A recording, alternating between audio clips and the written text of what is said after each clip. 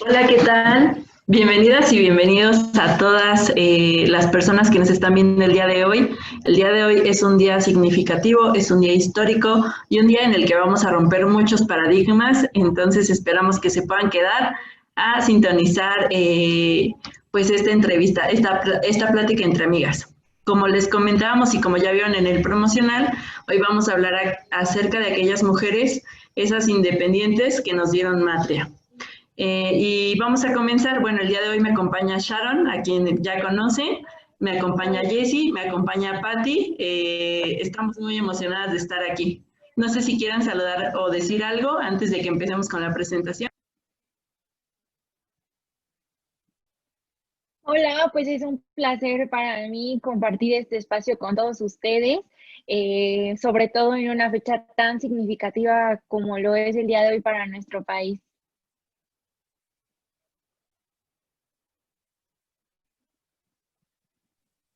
Creo que Patty tuvo un problema y la sacó del Zoom. Entonces, bueno, si quieren, mientras comparto pantalla para irlas presentando, a ver si se puede incorporar otra vez esta Patty y si no, pues ahorita le detenemos.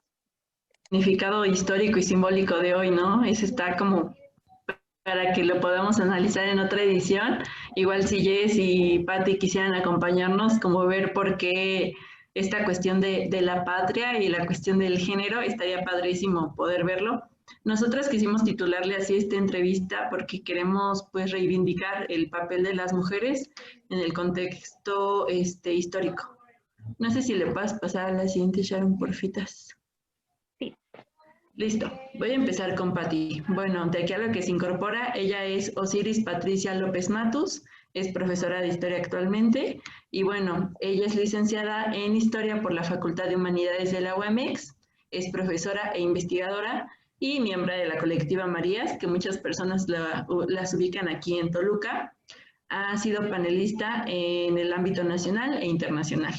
Ha participado en el informe Sombra de la Sociedad Civil ante la CEDAW y fue becaria de investigación sobre la violencia hacia las mujeres y las niñas en América Latina y Paraguay por la Organización Mundial de la Salud y The Global Women Institute.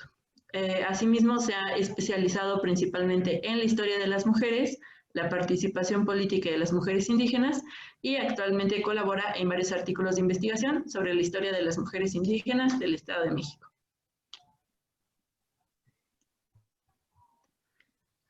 Vamos con la de Jess. Jessica Linares Verona también es profesora de historia. Ella es licenciada en educación secundaria con especialidad en historia, graduada por la Normal Superior y es docente en educación básica. Actualmente está estudiando la maestría en gestión educativa. Hace rato teníamos esta plática de que muchas veces como morritas pues no sabemos como qué poner en nuestras semblanzas, pero creo que eso tiene como un contexto pues muy cañón histórico de no, pues cómo van a poner algo que las haga como ser visibles ante un público, ¿no? Y nos hacen orillarnos otra vez al ámbito privado. Entonces, eso también sería muy padre de analizarlo en otra ocasión, pero por lo mientras, Jess, pues no te preocupes, así estamos todas, así iniciamos todas, y qué mejor que hacerlo con amigas con otras personas. No, y además Listo, es súper Sharon. bonito para mí esta entrevista porque yo creo que ser docente es una de las cosas más importantes que hay en este país, ¿no? Yo siempre le he apostado todo a la educación, todo, todo, todo. Incluso el crimen a veces me llevo a cuestionar los alcances de mi propia perspectiva del asaltante, porque tengo mucho el decir, bueno, es que a lo mejor esta persona me asaltó, pero si hubiera tenido mejores oportunidades y una vida más digna, seguramente no lo hubiera hecho, ¿no? A veces yo sé que está mal porque de pronto no tengo por qué justificar como todo, pero para mí sí es muy importante que haya mujeres tan comprometidas en el ámbito académico, porque aparte no es broma, de verdad yo siempre veo como a Jessie, como que todos sus alumnos pues son sus fans, así tal cual, como que todo el tiempo te están echando porras y como que todo el tiempo están muy contentos contigo. Y yo me pongo de este lado de ser alumna también, ¿no? Y ciertamente yo he sido fan así, tal cual, de muy pocos maestros, de muy poca gente que diga, bueno, a este profesor yo tengo ganas de seguirlo pues para toda la vida, ¿no? Como de seguirle la huella para toda la vida, porque creo que vale la pena y eso a mí se me hace muy importante de parte de las dos, ¿no? Como que el hecho de que sean profesoras y además que son, que cumplen como con otros roles que son todavía muchísimo más pesados, que en el hogar de pronto las tareas también son como un montón y todo eso, para mí eso es impresionante. Yo a veces estoy como con mil cosas y sí me llevo a preguntar cómo le hacen ustedes, ¿no? O sea, porque aparte, por ejemplo, en el caso de Patti, aparte es activista y en un tema que es tan importante y que también es muy doloroso y que yo he querido entrarle a hacer acompañamientos en este tipo de cosas y algo me empuja y me empuja y de pronto no me puedo atrever, ¿no? Como que siento que otra vez, como que algo me quiebra y sí siento que hay muchísimo valor en lo que hacen. Y bueno, pues estamos emocionadísimas por comenzar hoy. Queremos hablar sobre la historia de México a través del qué pasa con la independencia. Y nos nació esta inquietud porque siempre estamos escuchando como que los héroes patrios, ¿no? O los héroes que nos dieron patria. Ese es como el lema que yo he escuchado desde niña y siempre. Y yo me cuestiono si no había mujeres en ese entonces o dónde estábamos. Hace poco, no pasará de 2 años, descubrí cómo nos dan el voto a las mujeres en México. Eso es algo que yo creo que debía haber aprendido de niña en la primaria, porque son derechos que hemos conquistado, pero no sé por qué eso no los menciona, ¿no? El voto, damos por hecho que cuando se dio el voto a los hombres hace un montón de tiempo, también se nos dio a las mujeres, o tenemos esa falsa creencia que tenemos ese derecho desde ese entonces, y no es así. Entonces siento que esos espacios que hoy vamos a compartir con ustedes son tan importantes justo por esa razón, porque hay que comenzar a contarles a las niñas y a las mujeres que nos están escuchando, pues que la hemos tenido bastante difícil y que en una historia escrita por hombres, generalmente los protagonistas son hombres, ¿no? Entonces, pues reescribir esa historia y me alegra mucho poderlo hacer en compañía de ustedes. No sé si Pal quiera como dar paso a la siguiente. Sí, vamos a iniciar con, bueno, en la temática de esta edición, vamos a iniciar con una participación breve de cada una de nuestras invitadas. Va a comenzar Jess, luego va a comenzar Patti y vamos a pasar a una sección de preguntas que la verdad les va a gustar mucho y que ojalá aprendan algo nuevo el día de hoy. No sé si ya quisieras empezar, Jess, te cedo todo el micrófono. Gracias, es para mí un honor compartir este espacio con ustedes. Estoy muy emocionada de realizar esta entrevista, sobre todo con mujeres tan talentosas y exitosas. Y yo quiero empezar a hablar en sí del proceso de la independencia. Hoy es un día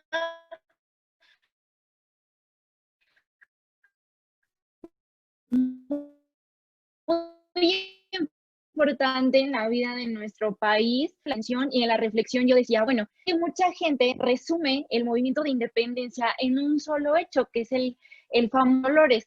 Y en realidad no solamente es ese hecho, sino que es todo un proceso que lleva alrededor de 11 años de estarse construyendo y que ni siquiera inicia en América, ¿no? Que la historia esta bonita telenovelesca que nos cuentan en la primaria del cura Miguel Hidalgo tocando las campanas y diciendo viva México, pues en realidad no era tanto así, no fue tanto como en pro de la salvación de los pobres y de la igualdad, sino más bien como por un asunto político. Y ya que vamos a tratar estos temas, pues hacer como mucho énfasis en que en realidad ese es el objetivo de la historia, la reflexión del pasado que nos hace entender un poquito el presente. Entonces, pues a mí me gustaría empezar diciendo pues que este hecho se remonta al año de 1808 y vuelvo a mencionar, ni siquiera en América, fue cuando Napoleón decide invadir España y abdicar al rey Carlos IV poniendo a su hermano como rey José Bonaparte. Entonces, eso es lo que orilla a las colonias en América América a buscar ni siquiera la independencia, sino una autonomía de la corona española, porque este movimiento encabezado por la clase social criolla, que eran hijos de españoles que habían nacido en América y que habían desarrollado además un sentimiento nacionalista, pues tiene la intención de negar el gobierno de José Bonaparte y de sostener el de Fernando VII. Entonces, todo este movimiento que inicia el cura Miguel Hidalgo tocando las campanas y demás, pues en realidad iba como que más enfocado a eso, ¿no? A respetar el lugar que el entonces rey Fernando VII tenía y a negar el de José Bonaparte. Y que además este hecho, que mucha gente dice, lo primero que se te viene a la cabeza cuando piensas en independencia es Miguel Hidalgo, Josefa, Aldama, Allende, pero ellos no duraron en el movimiento ni un año y después de un año pues los fusilaron, los decapitaron y sus cabezas fueron colgadas en la lóndiga de Granaditas. Entonces, eso no fue la independencia.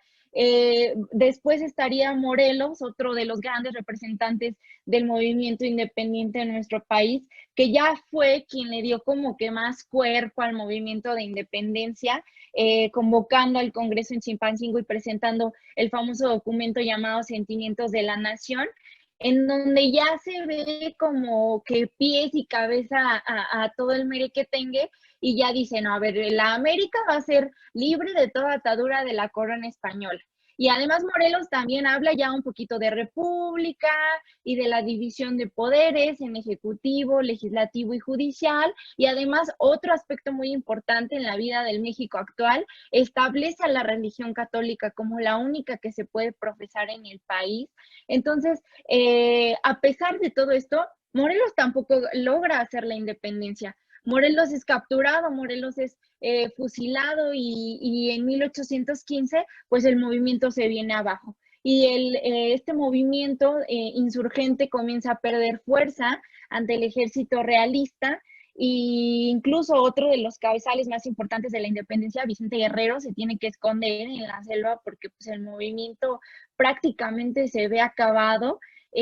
Comienzan a brindarles indultos a los insurgentes para que no continúen con el movimiento y mucha gente se pierde, se queda en el limbo de lo que fue este proceso de independencia y no es hasta el año de 1821 cuando Agustín de Iturbide junto con Vicente Guerrero protagonizan el famoso Abrazo de Acatempan y establecen los lineamientos del Plan de Iguala, en el cual pues ya queda el postulado de la unión de los dos ejércitos, tanto insurgente como realista, para formar uno solo, que era el ejército trigarante o el ejército de las tres garantías, y pues ya dar paso al proceso de consumación de la independencia. El ejército trigarante entra a la Ciudad de México, se firman los tratados de Córdoba y el entonces virrey pues acepta la independencia de México, que además es un México carente de una economía estable, de una política estable, un México que empieza siendo una monarquía y que además no funciona y que después se tiene que pasar a convertirse en una república, pero desde la independencia, pues nada, los pobres siguieron siendo pobres, la desigualdad siguió existiendo a pesar de que se eliminó el sistema de castas y la esclavitud, pues vemos que este discurso patriótico y bonito de los héroes que nos dieron patria, pues se fue más por un ámbito político y de intereses de las sociedades de aquella época.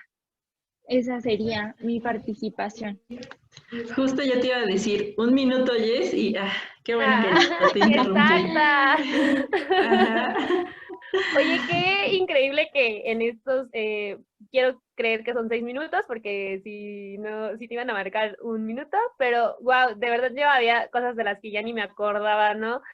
Y qué interesante, porque aparte lo último que dices de cómo se politiza el movimiento al final y cómo pues estos sueños que tenemos los de izquierda de que algún día vamos a tener una sociedad más igualitaria y más justa y así, pues siempre se nos vienen abajo, se nos quiebran en todas las luchas que tenemos de referencia, ¿no? Como que llega el puntito en el que dices, ay, pues no sé si esto tenga tanto sentido, pero yo sueño, tengo mi utopía que sí es posible que tengamos, no sé si un mundo, pero al menos sí un país, o al menos un estado o un municipio, algo más igualitario.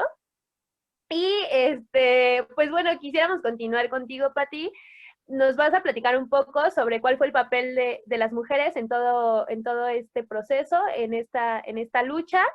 Y me gusta mucho cómo encajan estas dos partes, ¿no? Porque por un lado, bueno, también yo de Jessica escuché muchas cosas que ni me acuerdo que en algún momento me las hayan dicho, pues, en toda mi trayectoria académica. Y también de este otro lado, pues está esta inquietud de nuestros necesarios referentes, ¿no? Nuestros necesarios referentes mujeres, de decir, bueno, había mujeres que cultivaban y que eran madres de 15 hijos y aún así se daban el tiempo para estar en estas luchas. Entonces, pues adelante, Pati, te dejamos el micrófono a ti.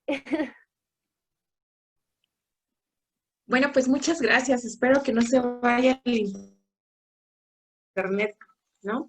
Pero bueno, si se va, voy a cortar un poco y vuelvo a regresar. Bueno, pues muchas gracias a la Red de Politólogas y Administradoras Públicas, pues por generar estas oportunidades para poder compartir pues el espacio con ustedes, con 3 mujeres tan excepcionales como Jessica, Sharon y pues Paloma. Y bueno, voy a comenzar.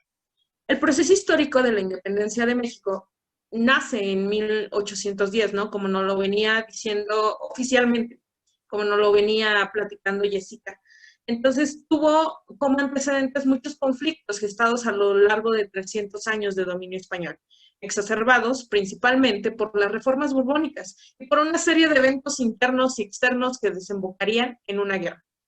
Las y los involucrados provenían de diferentes estratos sociales que lucharon por alcanzar un ideal, la independencia, a la cual se le sumaban los sueños de acabar con la opresión, la desigualdad social y económica, a fin de lograr algo para sus descendientes.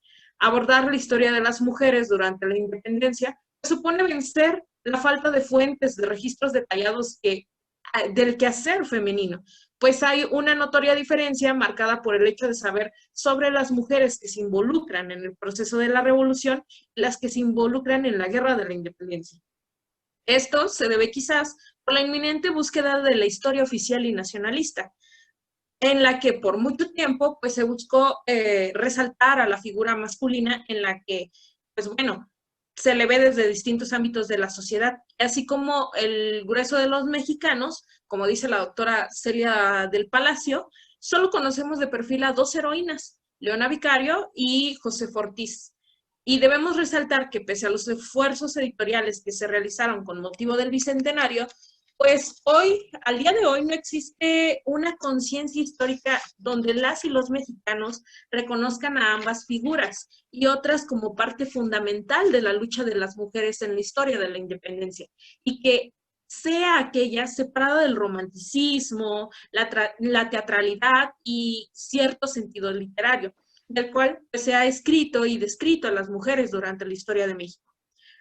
A 100 años de este suceso, y 100 años antes de nuestra era, Laureana Wright, perdón, a veces el inglés, hizo un esfuerzo por rescatar en sus letras a las figuras históricas mexicanas, inclusive escribe Mujeres Célebres de México, que es un documento que hasta la fecha es imprescindible para el estudio de todas ellas.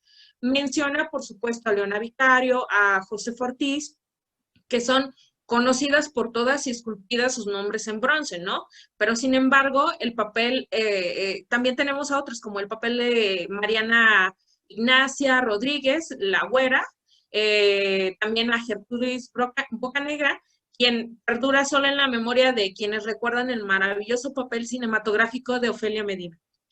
De las otras tantas, de aquellas que esporádicamente se nombran, no solo fueron esposas, hijas criollas de élite o mujeres acaudaladas que gozaban de prestigio social, sino de todo el grueso de la sociedad.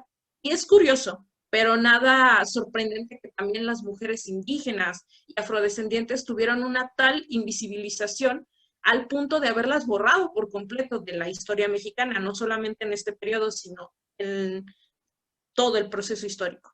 De este modo, fue que en los laureles de gloria se borraron los nombres de las mujeres que tomaron las armas. Por ejemplo, Antonia Nava, la generala, quien apoya las tropas de Nicolás Bravo, vestida de hombre. Manuela Medina, la capitana, quien levanta una compañía de soldados en Texcoco y muere en combate, sirviendo a Morelos. María Josefa, que comandaba tropas vestidas de pantalón, pero en Córdoba, Orizaba y Puebla se ponía vestidos largos, pues precisamente para averiguar los movimientos de las tropas realistas.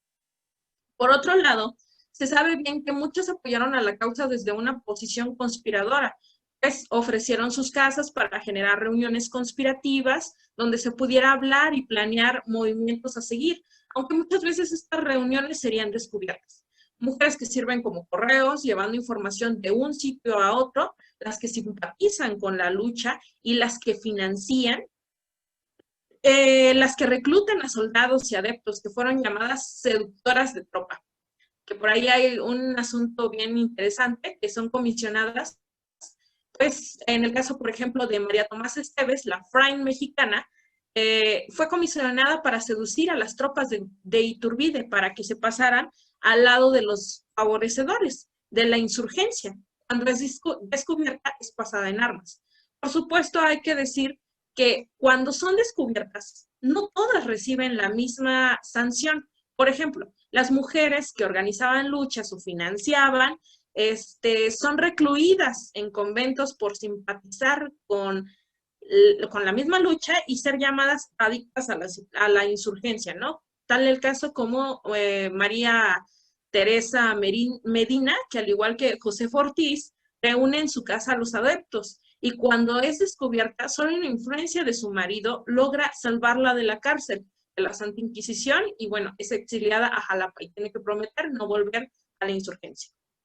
Mientras que otras, que tienen menor peso social y político, son pasadas por las armas, como el caso de María Tomasa que mencionaba hace un momento, y pues bueno, las mujeres provenientes de las clases más bajas son violentadas y torturadas, muchas veces pues, preferían la muerte.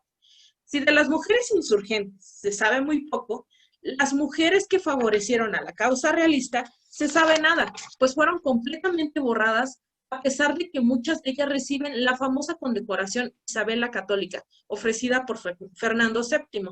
Todo esto bajo una visión donde quienes escriben son los vencedores.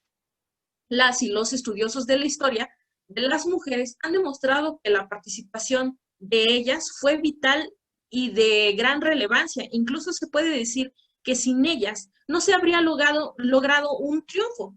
Por ello, es preciso que las historiadoras principalmente hagamos el rescate de las voces que fueron silenciadas y que silenciosamente han construido la historia de México. Manita, muchas gracias. Ya me había asustado y yo, ay, la voy a tener que interrumpir. Pero qué bueno, qué precisas, la verdad, ¿eh? Mis respetos. Vamos a pasar con las preguntas. Quisiera hacer ese comentario en cuanto a eso, pero siento que me explayaría, entonces mejor al final, si nos sobra tiempo, lo platicamos un poco porque es un tema increíble. O sea, ahorita que nos estabas contando todo eso, yo me quedé así de, nomás, qué cañonas eran las morras de hace mucho tiempo. Vamos a pasar con las preguntas, van a ser preguntas un poco más rápidas y para que pues podamos finalizar a tiempo. Bueno, la primera sería, ¿cómo se escribe la historia? O sea, si pudieran definir cómo se escribe la historia en 2 rengloncitos, ¿cómo lo harían? Bueno, yo siento que es un poquito difícil decirlo en 2 renglones, la historiografía, fin.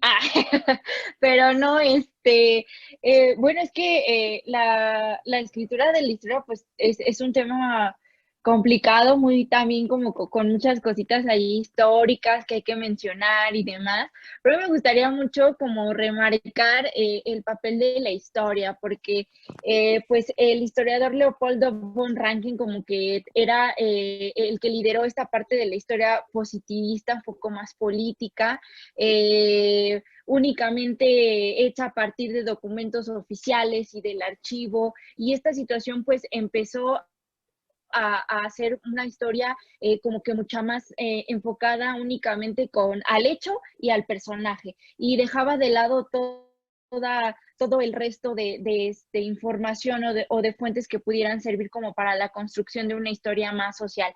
Ya para principios del siglo XX, con el surgimiento de la Escuela de los Anales, pues esto como que comienza a transformarse. A mí me gusta hablar mucho sobre el papel de la historia como una intención subjetiva y sobre todo no desde el punto de vista de una historia cultista, porque mucha gente lo ve de esa manera. La historia es algo enciclopedista, son personas que logran memorizarse cientos de datos en la cabeza y fin, ¿no? Y en realidad va mucho más allá de eso, es una historia con la intención de estarse generando constantemente preguntas, para intentar comprender el presente a partir del análisis del pasado.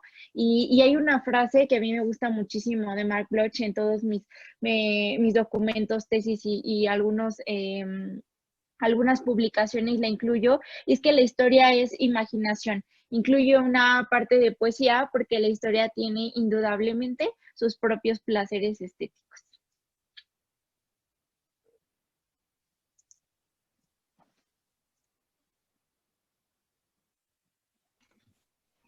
Wow. Bueno, Con esto creo que va a ser como más fácil que podamos identificar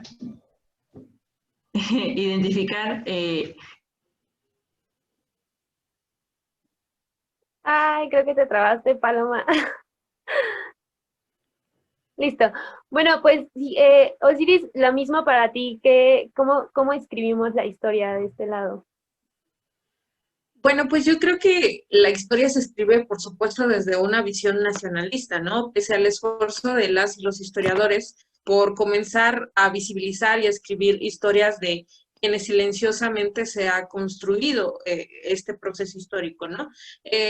Todo empieza desde una visión nacionalista que, pues, lamentablemente a veces sigue permeando en los libros de texto gratuito, pero que actualmente más historiadoras e historiadores van generando nuevas formas de hacer la historia, ¿no? No se escribe la historia, la misma historia ahora que se escribía antes, ahora hay nuevas corrientes y se toman nuevas perspectivas, por ejemplo, la historia oral, la historia de vida, que abonan mucho a cómo se viven los procesos históricos.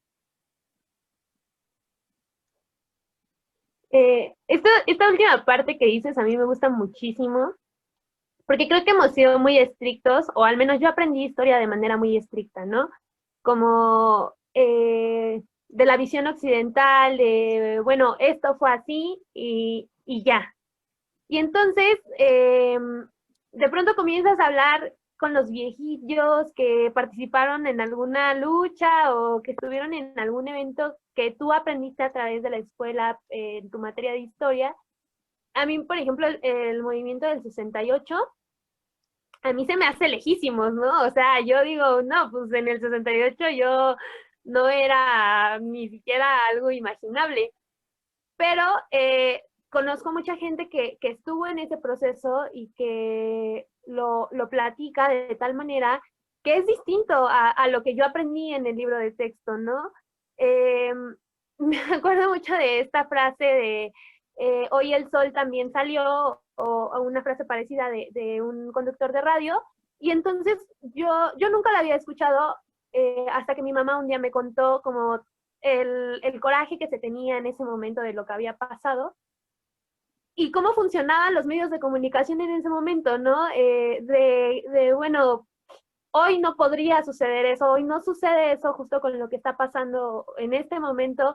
Los medios ya no tienen esa facilidad de ocultar las cosas, ¿no? Y creo que eso también es una forma de ir construyendo la historia desde muchas perspectivas, una historia mucho más plural, y la verdad eso a mí me gusta mucho porque creo que ahora podemos construir puentes o construir canales de comunicación que vuelven mucho más interesante la historia y que además nos permiten conocer más en un mundo mucho más amplio, ¿no? Yo, por ejemplo, cuando comencé a leer un poco sobre la democracia, bueno, yo comencé a leer los clásicos, ¿no? Y comencé a leer la visión europea y de pronto yo decía, esto nunca se va a adaptar a mi contexto, ¿no? O sea, yo le muevo y nunca se va a adaptar.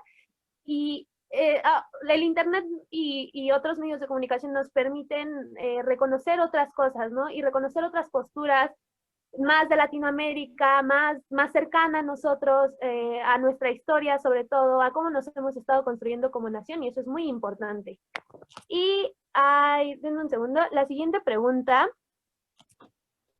es acerca de cómo se construye el papel de las mujeres en la historia, ¿no? Yo la verdad es que conozco muy pocas mujeres que yo tenga como referente a partir de la escuela. Ahora ya tengo muchas a partir del feminismo, pero bueno, esos fueron como punto y aparte, ¿no? Pero a partir de cómo lo aprendí yo en la escuela, conozco a muy pocas y me gustaría saber ustedes como historiadoras, ¿cómo lo viven? Si quieres comenzamos contigo ahora, Pati, y después Jessie, ¿va? Gracias. Pues creo que debes de ser desde una perspectiva del rol fundamental y entenderse como tal, ¿no? Su papel ha sido tan importante porque aunque muchas veces se les ha querido relegar a un papel secundario, las mujeres son quienes han gestado luchas intelectuales, políticas, sociales, que cada día abren espacios para todas, ¿no? Por ejemplo, la lucha educativa, estudiar y dedicarme a lo que quiero, la independencia económica, aunque, bueno, existe todavía la brecha salarial, ¿no? Por ejemplo. Y, por supuesto, el derecho al voto, como lo veníamos hablando desde un inicio, porque es un constante ir y venir de la reivindicación de lo que hacen las mujeres por otras mujeres, ¿no? Porque a lo mejor ya no les toca ver los frutos de toda esa lucha, pero lo hacen para todas. Y a veces en la enseñanza de la historia, principalmente, las niñas y los niños deben de ser conscientes de que todo lo que ha sido conquistado o es un resultado de un proceso histórico que se ha logrado de forma gradual y que solo de esa forma podremos generar una conciencia sobre el papel de las mujeres en la construcción de la historia, ¿no? Porque a veces dicen, bueno, es que antes se hacía esta lucha tan, ¿cómo decirlo? Tan pacífica, ¿no? Por ejemplo, algo que está muy en boga. Es tan pacífica esta lucha, pero los chicos no tienen conciencia histórica. Entonces no saben qué hay detrás de cada cosa que viven, ¿no? Por ejemplo, algo tan simple como nosotras estar ahorita opinando de un tema, construyéndonos, educándonos, o sea, eso es todo un devenir de cosas en las que los chicos, los jóvenes, las niñas, los niños, tienen que situarse como sujetos históricos. Entonces, yo creo que principalmente es eso, para hacer una construcción como tal de la importancia que ha generado la lucha de las mujeres a través de procesos históricos. De acuerdo. A ver, Jessie, ¿cuál es tu opinión entonces al respecto? Bueno, pues es que yo creo que el papel que juegan las mujeres en la construcción del conocimiento histórico es sumamente importante en la búsqueda o más bien en la intención de intentar ver el mundo a partir de una visión completa, porque cuando nosotros analizamos la historia mundial y la historia de México desde una perspectiva escrita por hombres, es como estar hablando de historia o de los hechos pasados tapándonos un ojo, ¿no? Entonces somos las mismas mujeres quienes en el afán de querer resaltar el papel tan importante que hemos tenido en la historia, pues han sido las historiadoras precisamente que se han dado a la búsqueda de estas mujeres anónimas que se quedaron completamente olvidadas por por historias políticas o por historias mucho más oficiales, por decirlo así, y en definitiva no podemos no relacionarlo con un movimiento feminista. Es la intención y la pregunta de muchas historiadoras de por qué las mujeres somos invisibles ante la historia o en los libros de historia, ¿por qué no aparecemos? ¿Por qué nuestro papel no se cuenta, no se habla? Y como nos dice Patti, porque constantemente hemos hecho la lucha económica, educativa por sobresalir, no es algo nuevo. Los movimientos feministas no surgieron en el siglo XXI, han existido siempre. Las mujeres siempre hemos tenido la intención de hacernos escuchar, y este movimiento comienza a hacerse mucho más fuerte, como que entre los años 60 y 70, varias historiadoras comenzaron con la exploración de fuentes históricas, pero narradas por mujeres, y resulta que existían muchísimas, o sea, que las mujeres dentro de la historia siempre quisieron hacerse escuchar, y a mí me llamaba mucho la atención el caso de Olympe de Gouges en el año de 1791, porque se encuentra un escrito de ella hablando sobre la Declaración de los Derechos de las Ciudadanas y las Mujeres, porque de la Asamblea Nacional Francesa en la Revolución declara o hace el decreto de los derechos del hombre y el ciudadano, que únicamente consideraba a los hombres. Entonces, desde esa época, las mujeres siempre han intentado hacerse notar por la sociedad y alzar la voz en ese sentido. Entonces, pues el papel es sumamente importante, es algo nuevo, que hay mucha tela de que cortar. Entonces, aquellas personas, mujeres, profesionistas, niñas que nos están viendo, pues incitarlas a esa parte, ¿no? Siempre hemos tenido un papel muy importante en la historia, y yo creo que no es tarde para seguir intentando hacerlo notar cada vez más. Toda la razón, Jess, toda la razón, Patti. La verdad es que justo eso, lo que están mencionando, parte de la creación, por ejemplo, de esta red, es a partir de esa inquietud por seguirnos visibilizando, pero en todos los ámbitos, no solo, por ejemplo, en nuestro caso, de la ciencia política y la administración pública, sino en todos. ¿Por qué? Porque si no somos nosotras, entonces, ¿quién lo va a hacer? Las semanas pasadas hemos visto las tomas de las comisiones de derechos humanos nacional y estatales, y son procesos sí históricos, pero que muchas veces pues no se toma en cuenta, ¿no? Que también estaría muy interesante ver su perspectiva histórica acerca de este tipo de hechos, de estos actos vandálicos, y ojalá podamos tener la oportunidad de hablarlo, ¿no? Siguiendo como esta respuesta que nos daba Jess, ¿cuál es el papel de las mujeres en la construcción de la historia? O sea, si pudieran decirlo como brevemente, ¿cuál creen que ha sido lo más importante o lo más, pues sí, relevante de las mujeres en la historia? Iniciamos con Patti y luego con Jess. Es que las mujeres se atrevan a romper las barreras, ¿no? Las barreras sociales. Para mí eso es lo más importante, porque lo hemos visto a lo largo de todos los procesos históricos, ya sea en el novohispano, en la Revolución Mexicana, en todos. Las mujeres siempre han buscado romper esas barreras sociales que las han limitado, ¿no? Por ejemplo, muchas veces ellas no podían acceder a una herencia, no podían tener independencia económica, una educación. Entonces, esas barreras para mí es como eso.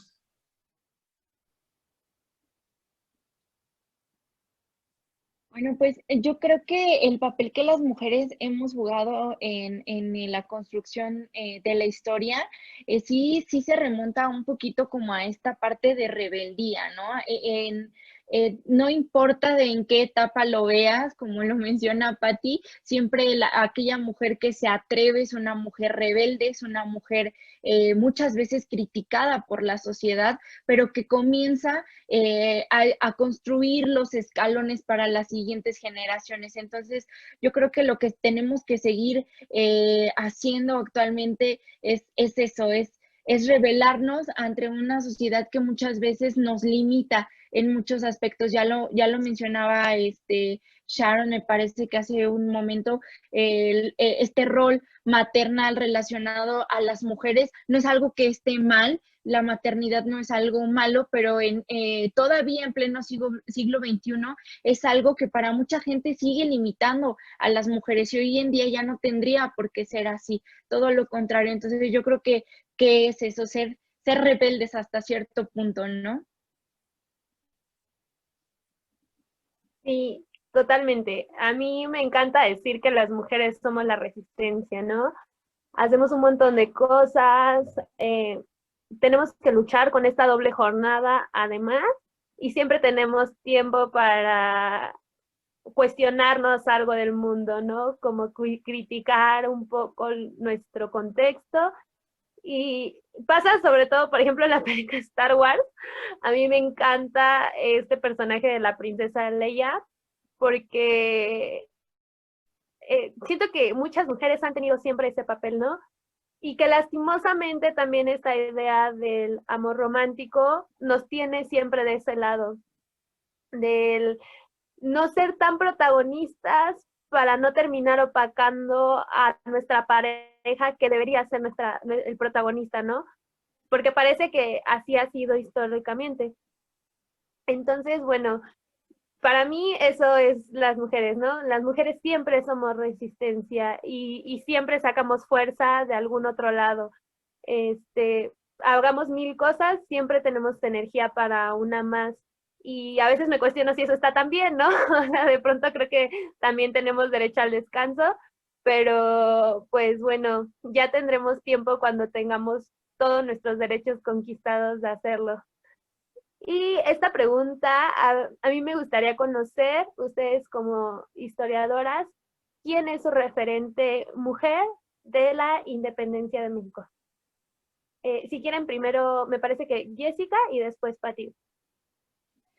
Bueno, pues la verdad es que no podría irme así como tal a un personaje. Bueno, sí elegí a uno, pero me gustaría hablar como que de que como ya lo había mencionado hace un momento, Patti, el rol de las mujeres en el proceso de independencia fue mucho más que ser esposas o que ser acompañantes. Y a pesar de que el contexto de aquella época las limitaba mucho más al hogar y a puras cuestiones eclesiásticas, yo también me topé afortunadamente con este maravilloso libro de mujeres notables mexicanas de Laureana Wright, que incluso está disponible en el INER porque fue publicado me parece que en 2015. Entonces, pues allí encontramos una reseña de todas las mujeres dentro de la historia de México y que incito al público a buscarlo porque está de manera gratuita en nuestro bolsillo, sacamos nuestro teléfono y ahí lo encontramos, en la que están en el anonimato y poder decir que viva María Soto de la Marina, que viva la Serrana de Dolores, que viva la señora Raz y Guzmán del Río, que viva doña Manuela García de Bustamante, que viva doña Micaela Montes de Allende, que viva doña Magdalena y doña Francisco Godos, que viva María del Rosario Díaz, que viva Carmen de las Piedras de Elías, que viva doña Gertrudis Rueda de Bravo, que viva Manuela Molina, que viva Leona Vicario, que viva doña Mariana Rodríguez del Toro, que viva Loreto Encinas de Áviles, que viva doña Rita Pérez de Moreno, que viva doña Ignacia, que doña José Ortiz de Domínguez, que viva doña Dolores Catalán y que viva Catalina González. E invito a todo el público a investigar un poquito más sobre la vida de estas increíbles mujeres que, aunque están ahí en las sombras, ayudaron para que nuestro país...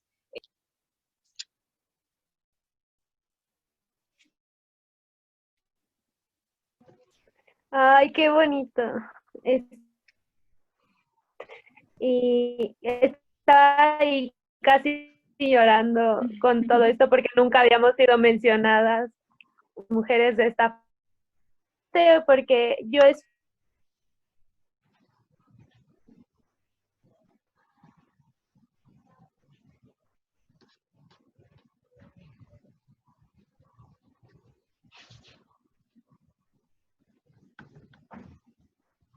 hasta en el futuro. Y ahora te cedemos la palabra, Pati. Muchas gracias. Pues bueno, una de las personajes que más admiro, pues y al igual que Jess, fue difícil seleccionar alguna de ellas, ¿no? Porque todas tienen como cosas bastante interesantes en su trayectoria en todo lo que hicieron. Pero una de las que más llamó mi atención es Rosa Jacinta de la Paz, una mujer indígena Tenec, quien alerta a los insurgentes a la emboscada planeada por el ejército realista en 1813 para que los rebeldes lograran escapar, y pues ella lamentablemente posteriormente es encarcelada en Valle del Maíz, hoy Ciudad del Maíz, San Luis Potosí, y pues por supuesto es a las mujeres también, resaltar a las mujeres también que no les importó perder su patrimonio, ¿no? Porque, por ejemplo, esta es una parte bastante interesante de cómo las mujeres apuestan todo por el todo. O sea, no temen qué es lo que van a perder, sino se unen a la causa, y eso es precisamente cosas que me inspiran desde leer estos testimonios. Y toda la razón, Pati. Justo ahorita creo que este año vino a visibilizar muchas cosas que no se querían ver. Por ejemplo, toda esta violencia en la cuarentena que hemos estado viviendo. Y parte de eso, pues, es seguirnos nombrando, es seguir sintiéndonos, reconociéndonos, como también nuestra sección en la red, reconocernos, simplemente vernos a la cara y ver que enfrente de nosotras tenemos a mujeres que son igual de valientes, que son igual de temerosas y que por la causa lo van y lo vamos a dar todo. Eso es lo más hermoso que yo puedo ver del movimiento y que me enorgullece mucho pues compartirlo con ustedes. Y parte de eso, antes de que nos pongamos a llorar, porque la verdad sí, tantos años de que nos invisibilice, está cañón. Nos gustaría saber a ustedes como profesoras, como profesores, cuál es pues sí, su labor dentro de la historia, y si pueden identificar la diferencia entre hombres y mujeres a las que hace referencia el programa de estudio de la historia en México. O sea, ya. Pues sí, como que ustedes puedan decirnos cómo ha sido su papel como profesoras, cómo han visto pues estas desigualdades a veces con los profesores, y cómo han notado el papel de los hombres y las mujeres en los libros de historia, lo que ya mencionábamos antes, los libros de texto gratuitos. Empezaríamos con Pati y luego con Jess. Bueno, pues para mí lo principal es educar con igualdad, ¿no? Como lo decía al final de mi intervención, las historiadoras tenemos el deber, y si no es que la obligación, de reivindicar a las voces de quienes han sido silenciadas y enseñar la historia desde una perspectiva de género y, por supuesto, apoyada con políticas inclusivas, ¿no? Por ejemplo, nosotras podemos estar muy dispuestas a enseñar la historia de las mujeres, pero si los libros lo ven como un tema secundario o anexo al que se le tiene que poner cierto aprendizaje esperado, ¿no? No se puede hacer por completo.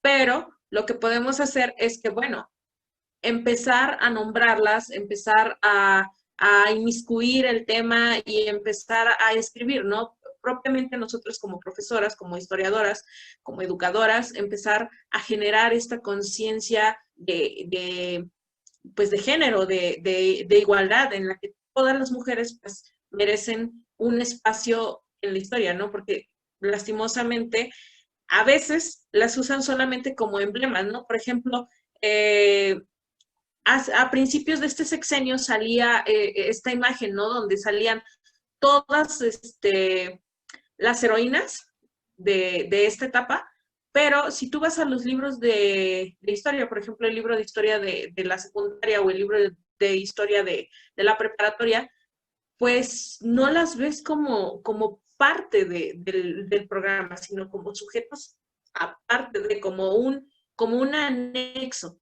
Entonces, yo creo que tenemos que empezar desde ahí. Y la otra parte de la pregunta, cómo vamos reflejando esta parte con los profesores, pues también, porque muchos compañeros historiadores, no historiadores, que son profesores de historia, pues comienzan a decir, bueno, es que sí, pero no es relevante. Entonces, mientras ellos tampoco tengan una conciencia de que realmente es importante visibilizar a estas mujeres para empoderar y concientizar, ¿no?, a niñas y niños, pues es difícil que podamos seguir construyendo este tipo de caminos. Entonces, también se necesita la participación, pues, principalmente de ellos, ¿no? Y sobre todo cuando generamos conciencia desde la academia, el hecho de escribir, bueno, voy a escribir sobre esta personaje, sobre estas mujeres, porque creo que hicieron algo muy importante y que debe ser mencionado y que vale la pena hacerlo. Entonces, desde la desacreditación académica, o sea, todos tienen que empezar. Pero bueno, hay que ir marcando pautas, ir haciendo caminos y pues bueno, aquí estamos.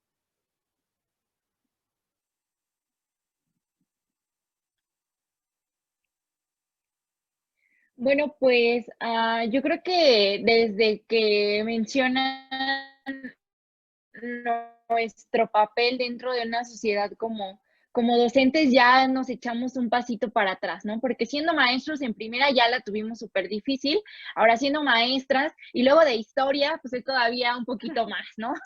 Le sumamos a la dificultad de nuestra labor educativa, pero como lo mencionaba Sharon en un principio, la educación es el único motor que va a poder sacar adelante nuestro país, que va a poder romper con las brechas de desigualdad.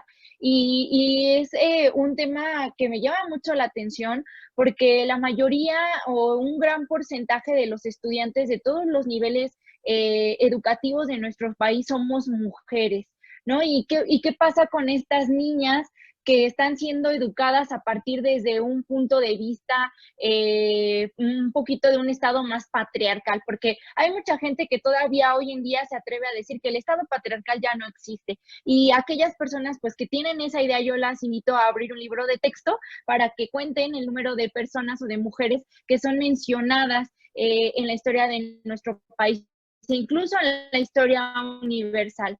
Y la verdad es que son muy poquitas y la mayoría de ellas se caracteriza, primera, porque está ligada a un hombre, esa es una, es esposa, es amante, es esto o es lo otro.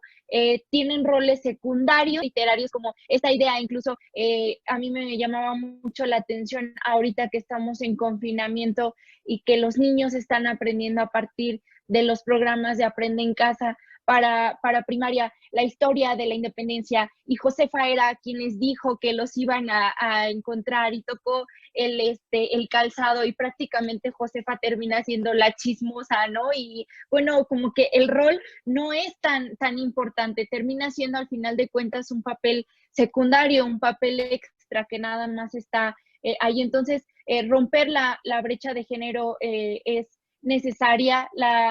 La nueva articulación de los contenidos históricos es necesario en muchos sentidos. Hay una carencia muy, muy grande. Es una historia muy política, es una historia muy cuadrada que no da pauta a la reflexión en muchos aspectos. Y bueno, del tema de género ni se mencione, ¿no? Entonces, yo creo que lo que necesitamos es sí comenzar a tratar, porque al final de cuentas nosotros como docentes somos los dueños del espacio público, somos quienes fomentamos el aprendizaje, quienes hacemos todo lo posible porque los niños comiencen a construir este pensamiento histórico, a construir juicios de valor, y a lo mejor sí nosotros tenemos un papel muy importante, pero en ese sentido creo que las políticas también lo tienen. El currículum de historia necesariamente tiene que ser modificado porque deja mucho que desear para la sociedad del siglo XXI. Por eso para los niños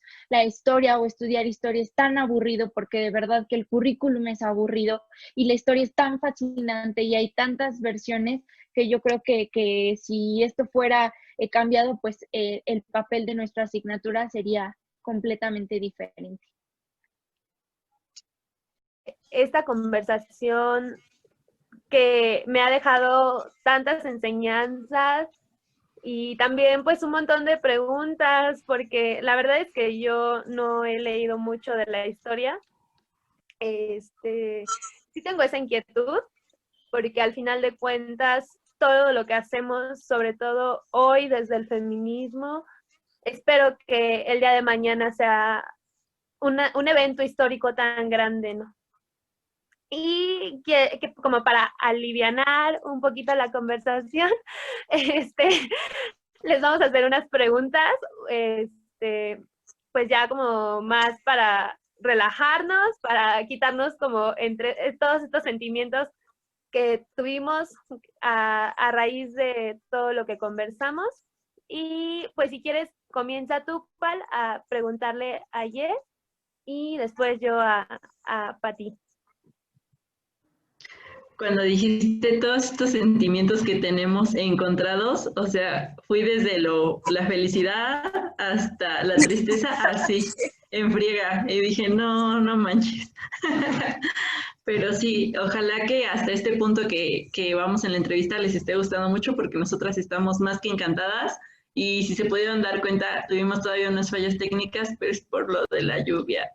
Entonces, igual si en algún momento podemos volver a hacer algo parecido, a nosotras más que encantadas de colaborar con ustedes. Y bueno, Jess, vamos a lo que nos interesa conocer más como de tu persona. ¿Quién considerarías tú que es tu historiadora favorita? Bueno, pues igual es como que un poquito complicado irme por una, pero últimamente he sido muy fan de los trabajos de Ana Lau Jaivén, mexicana historiadora, que ha hablado sobre el feminismo, también contemporánea, y en educación también me he inmiscuido un poquito en el trabajo de la doctora Belinda Arteaga. Ella ha hecho mucho hincapié en el estudio y en la enseñanza de la historia en educación básica, con grandes aportes en el desarrollo del pensamiento histórico. Entonces, pues esa sería mi respuesta. Ya nos vamos a llevar de tarea a las autoras para pues darles una repasada. Y bueno, ¿qué mujer de la historia admiras? O sea, en cualquier momento histórico, ¿cuál es la que tú dices es mi referente? Bueno, así como decir, es mi referente, ¿no? Pero me llama mucho la atención la vida de Catalina II de Rusia. No sé por qué, pero como que sí soy fan. Y la otra pregunta, no me acuerdo cuál era. Sharon, ¿me dices cuál era? No me acuerdo. La del libro. Ah, sí, es cierto, era la más fácil. ¿Cuál es tu libro favorito? Puede ser como en cuanto a la historia, en cuanto al feminismo, en cuanto a lo que tú quieras. Puse varios, la verdad, también. Me gusta mucho el libro de 1984 de George Orwell. Raramente todos son literatura, pero me gusta mucho ese. Me gusta mucho Ensayo sobre la ceguera de Saramago. Y hay uno que así roba mi corazón, que es Persona Normal de Benito Taibo. No sé si alguna lo ha leído y si no, se los recomiendo mucho. Es una lectura para todo tipo de edad. Una obra que es un homenaje a la literatura, entonces yo creo que serían esos mis libros favoritos. Ay, pues ahora vamos a dejar de tarea todos los libros. La verdad, yo he leído como 2 de los 3 que mencionaste. Y sí, la verdad son libros increíbles que como que los empiezas a leer y luego ya no puedes dejar de leerlos, ¿no? Y estás como que, por favor, que dure más este tiempo de descanso o mi tiempo dedicado a la lectura. Y de este lado, Pati, a ver, comencemos. Historiadora favorita. Bueno, pues igual que Jessica, pues Ana Lau Jaivén, pero me gusta. pero mi favorita y que es mi maestra de vida y maestra en muchas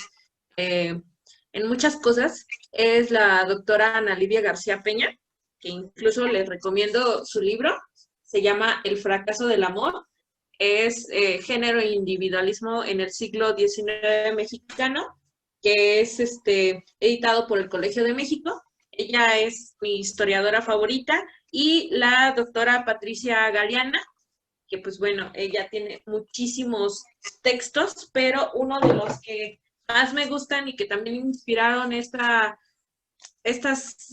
intervención es precisamente, Historia de las Mujeres en México, que ella coordina, que lo pueden encontrar también gratis en el INER.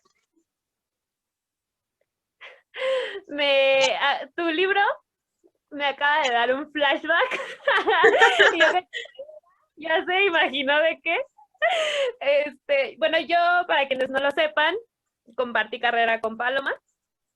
Y Paloma, yo quiero suponer, igual tú, Pati, son muy municiosas para leer. O sea, son como, aquí hace referencia a un nombre, aquí una fecha, y este post-it significa un color, y este otro.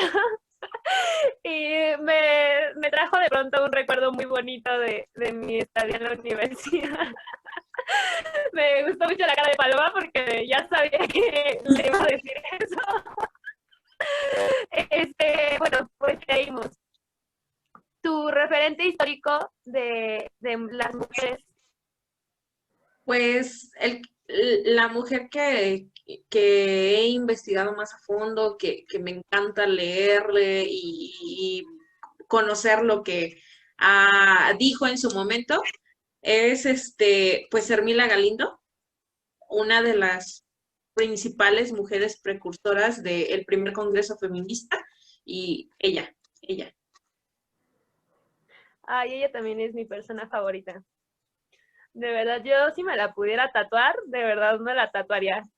Ya cuando no viva en mi casa. Sí, la verdad es que es una mujer increíble. Yo, a raíz de ella, yo no comprendía mucho esto del lenguaje inclusivo. Y entonces, gracias a ella, comprendí la necesidad de ser nombradas, ¿no? De decir las mujeres también, ¿no? Ella no pudo ser diputada porque la Constitución no decía que las mujeres éramos ciudadanas. Uh-huh. Y el día que yo me enteré de eso, fue un shock porque dije, claro, yo he estado defendiendo un vocabulario que engloba a hombres y mujeres, dejando de lado totalmente la parte histórica, que además es de mis congéneres, ¿no? Entonces, a veces nos borramos solas. Uh-huh. Y qué importante reconocer esto, ¿no? Y que yo no lo hubiera reconocido si no hubiera sido a través de la historia. Por eso yo estoy fascinada hoy, ¿no? Como que yo hoy, hace como un mes me preguntaron cuál era mi entrevista favorita, y ya en este momento es esta. Muy bien. Ok, y bueno, por último, libro favorito. Ok, bueno, tengo una escritora favorita, dos escritoras favoritas que me encantan, y tengo cierta, pues no me decido por un libro, ¿no? Como tal. Entonces les voy a recomendar los dos que me encantan, los tres, ¿verdad? Bueno, uno de ellos es Álbum de Familia, de Rosario Castellanos.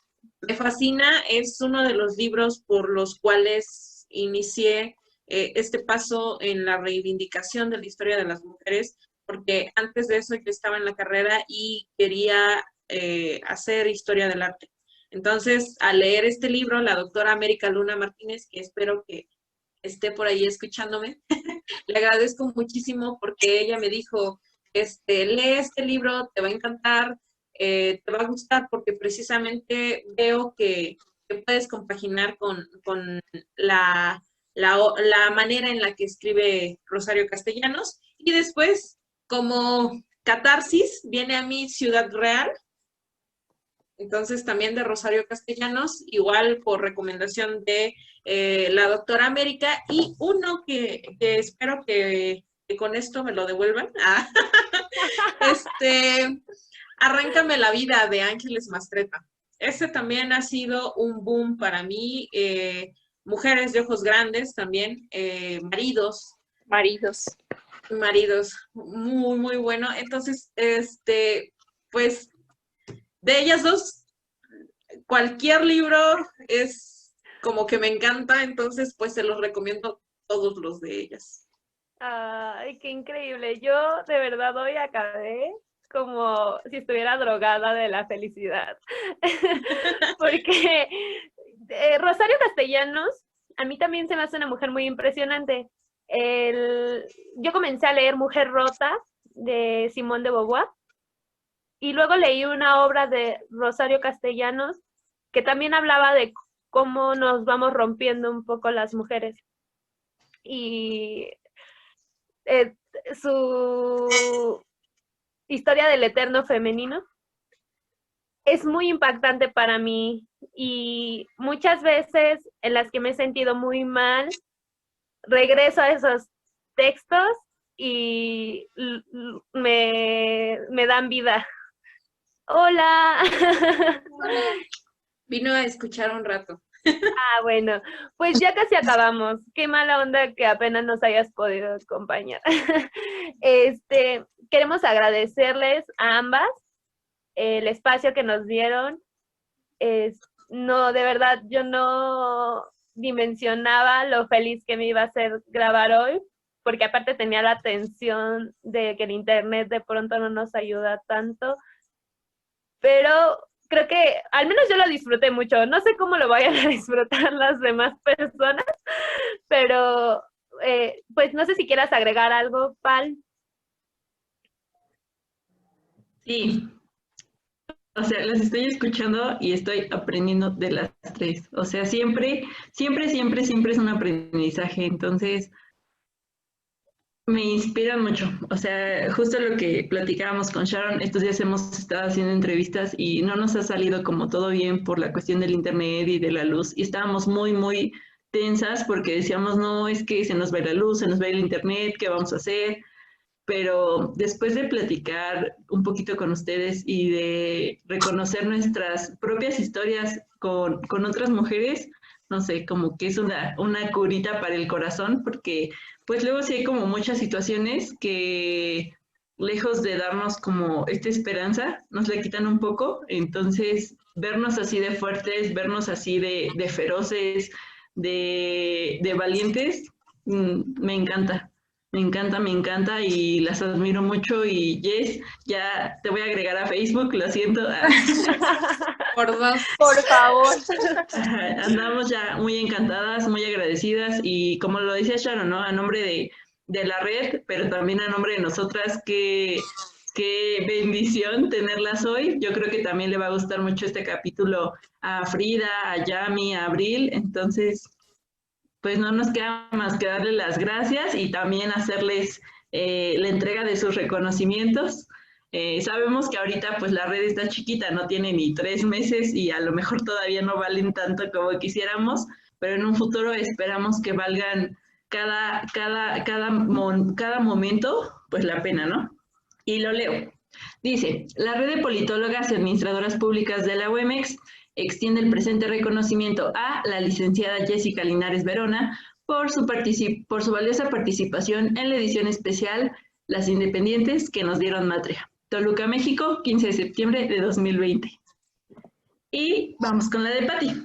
La red de politólogas y administradoras públicas de la UEMEX extiende el presente reconocimiento a la licenciada Osiris Patricia López Matus por su valiosa participación en la edición especial Las Independientes que nos dieron Matria, Toluca, México, 15 de septiembre de 2020. Estamos muy, muy contentas. Hoy le damos otro significado a la historia, a lo que habíamos aprendido que era la historia, y esperamos que también las personas que hoy nos estén escuchando tengan eso en mente, y todas aquellas niñas, adolescentes y mujeres que nos están viendo, que nos están escuchando, ojalá se puedan llevar un pedacito de de esta entrevista en el corazón, porque nosotras, justo como decía Sharon, también ya es de nuestra entrevista favorita. Y pues ya no sé si quieras agregar algo más, Sharon, yo estoy encantada. No, al contrario, no sé si quieran agregar algo tanto Jess como Patti. Pues bueno, yo quisiera agradecerles el espacio. Yo también me voy encantada, fascinada de compartir este momento con ustedes. Si hay algo de lo que me gusta hablar, pues es de historia. Entonces, ahí cuando quieran echar el chisme histórico, me marcan y yo con todo gusto. Y mandar saludos a aquellas sí. que decíamos con Sharon, unos saludos y sobre todo una invitación a interesarse por los temas históricos que son mucho, mucho, mucho más interesantes que como nos cuentan los libros de texto, y a aquellos jóvenes, pero sobre todo a las niñas, a las jóvenes que nos ven, a que no importa que durante años hemos estado en el anonimato, estamos ahí y como bien lo dijo Sharon, somos la resistencia. Entonces depende de nosotros alzar la voz, depende de nosotros hacernos notar y creo que cada vez somos más mujeres que pretendemos eso. Entonces pues mi más cordial invitación a seguirse haciéndose escuchar. Bueno, pues yo igual les agradezco muchísimo y quiero invitar a todas las niñas a que comiencen a escribir, a que lean a historiadoras, a que lean a escritoras, que hay mucho que decir, hay mucho que investigar y pues bienvenidas. La historia es para todas y por todas, ¿no? Y también invitarlas a que sigan pues esta lucha que estamos gestando. El feminismo no es una moda, acabamos de demostrar que el feminismo tiene una lucha histórica trascendental y que viene a cambiar pues esta era. Hay que hablar de una cuarta ola de feminismo, hay que hablar con nuestras niñas, con nuestras hermanas, nuestras compañeras de lucha, acuerparlas, escucharlas, porque simplemente no podemos borrar nuestras voces y tenemos que hacernos mucho más fuertes cada día. Muchas gracias. Ay, al contrario, ya voy a terminar esto porque acabando me voy a ir a llorar un ratito. Pues muchas gracias una vez más por acompañarnos.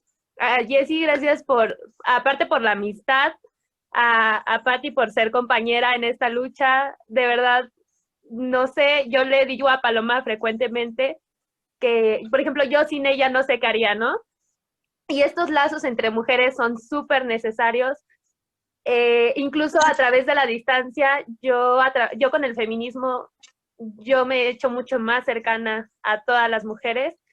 La red nos está ayudando a reconocernos, además, más allá de la amistad, a reconocer que somos muy valiosas, que tenemos un montón de capacidad para cambiar las cosas.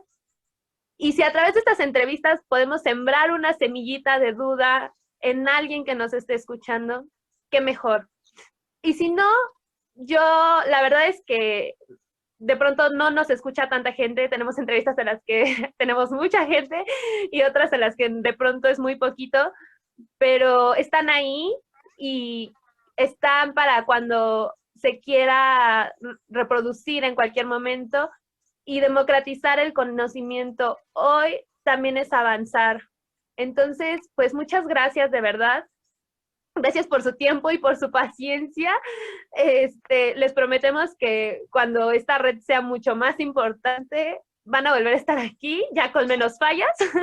Y pues nada, los invitamos a todas y a todos quienes nos estén viendo a que sigan la transmisión que hacemos todos los sábados en las cápsulas de Reconociéndonos y los domingos con Hablando con la Niñez.